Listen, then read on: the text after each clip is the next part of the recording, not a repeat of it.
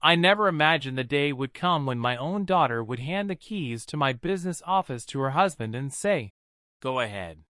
He'll never notice. My father trusts everyone." She laughed after saying it. He laughed too. Neither of them knew I was standing just outside the conference room door. I wasn't supposed to be there that afternoon.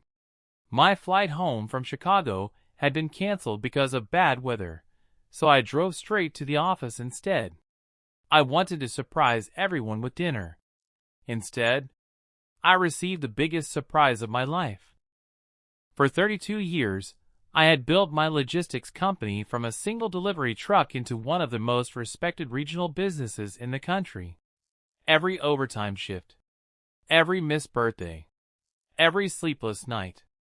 I did it all so my daughter, Emma, would never have to struggle the way I did. When she married Ryan 2 years earlier, I welcomed him into the family without hesitation. He called me Dad from the first week. I thought I had gained a son. But standing outside that room, I realized I had invited a wolf into my home. Ryan smiled as Emma placed the office keycard on the table.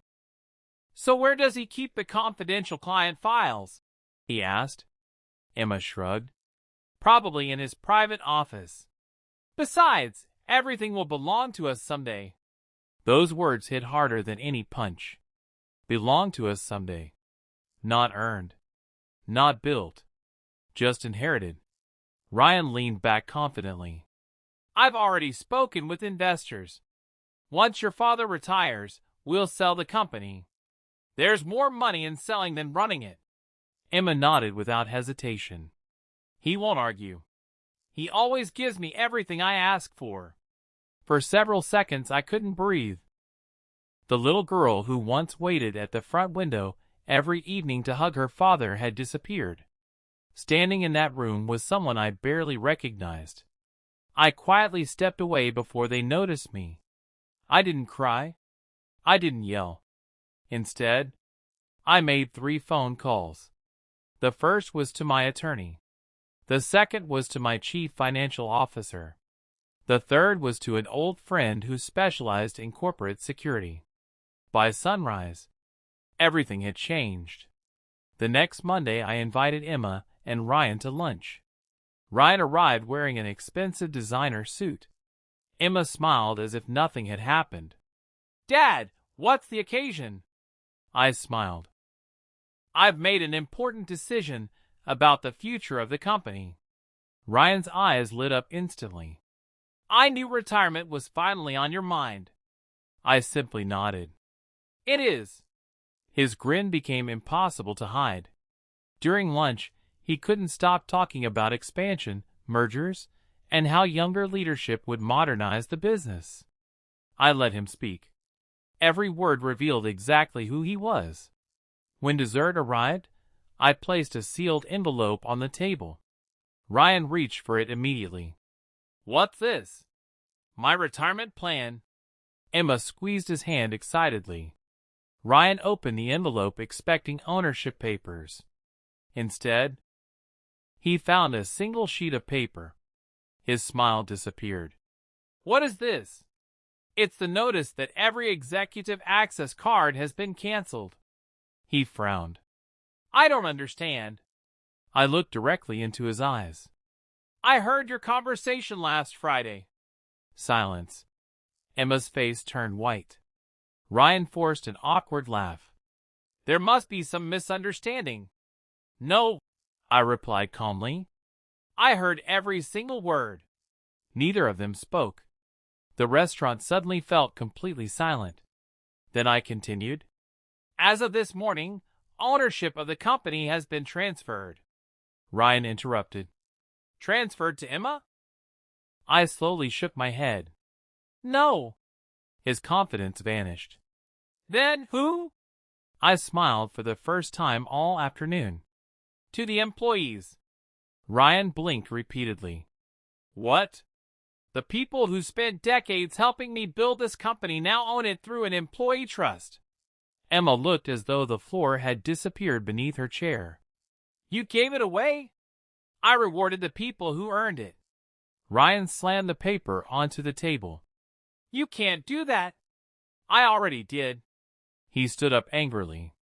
You've ruined our future. I quietly answered. No, Ryan. I only prevented you from stealing someone else's. He stared at me with pure disbelief. Then he asked the one question I had been waiting for. So what do you have left? I reached into my jacket pocket and placed another envelope on the table. I thought you'd ask. He opened it. And this time, the color completely drained from his face. Ryan's hand started trembling.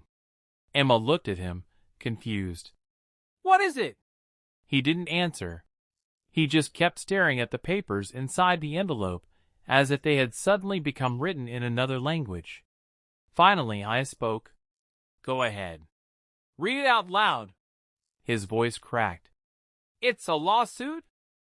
Not just one, I replied calmly. 3. The first document detailed the attempted theft of confidential company information. My security team had already recovered deleted emails from Ryan's work laptop. He had been secretly sending client lists, pricing strategies, and contract details to a competing investment group for over 4 months. The second document was a civil claim demanding compensation for violating confidentiality agreements. The third was a criminal complaint. Ryan looked as though he might faint. Emma grabbed the papers from his hands. No, this can't be right. I slowly slid my phone across the table. Watch. It was security footage from my office. The video showed Ryan entering after business hours using a copied keycard. Then another clip. He was opening locked filing cabinets. Another. Photographing confidential contracts. Then another. Copying files onto a portable drive. Emma's eyes filled with tears. You told me you were organizing paperwork. Ryan couldn't even look at her.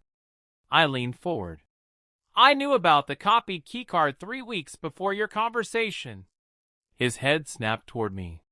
What? I simply wanted to know how far you were willing to go, he whispered. So, this was a trap? No. It was an opportunity.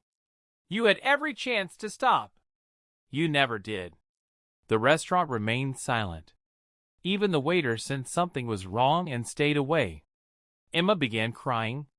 Dad, I didn't know. I looked at her for several seconds before answering.